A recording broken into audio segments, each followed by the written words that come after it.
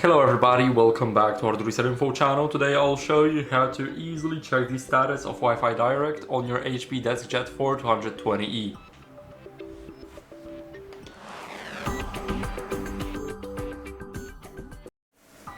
So first enter the DeskJet settings. Now scroll down until you guys see advanced settings, click them.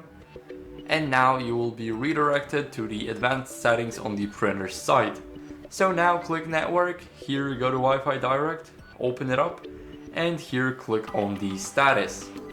Now it's all protected by the PIN code, which is hidden inside of the cartridge and the ink filler.